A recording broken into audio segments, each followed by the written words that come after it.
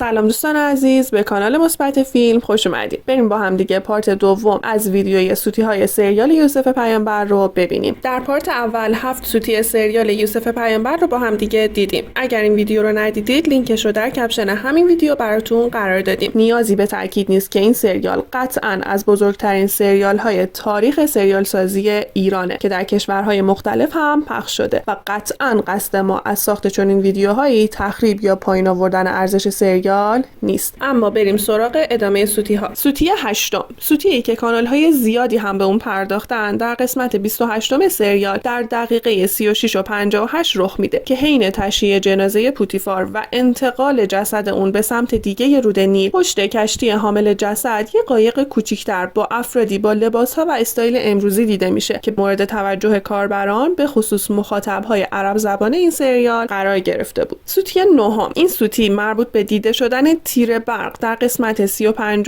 در دقیقه 39 و 14 و 44 و 22 هست که در قسمت پشتی جاده چندین تیر برق دیده میشه که با توجه به کشف برق و بعد اختراع تیر برق در هزاران سال بعد، سوتی قابل توجهیه که هیچ کانالی تا به حال به اون اشاره نکرده. سوتی 10، در قسمت 39 سکانس جوان شدن زلیخا که یکی از مهمترین و تاثیرگذارترین سکانس های سریاله، همه با نگرانی به زلیخا نگاه میکنن، اما در دقیقه 39 و 40 امیرحسین مدرس در نقش ایناروس به دوربین خیره شده که سریع هم متوجه میشه و به زلیخا نگاه میکنه. با توجه به اهمیت و بزرگی سکانس و حسی که بازیگرهای مختلف گرفته بودن، طبیعتاً به خاطر همچین چیزی سکانس مجدد گرفته نشده. سوتی 11، در قسمت 41 سریال وقتی که بنیامین و بقیه برادرهای یوسف برای گرفتن گندم به مصر و پیش یوزارسیف میان، در قسمتی که گندم ها رو بار میزنن که به کنعان برگردن، در دقیقه 11 و 34 اتومبیل سفید رنگی از پشت سر اونها رد میشه که این قضیه هم مورد توجه کاربرهای خیلی زیادی قرار گرفته بود. سوتی 12، در همین قسمت 41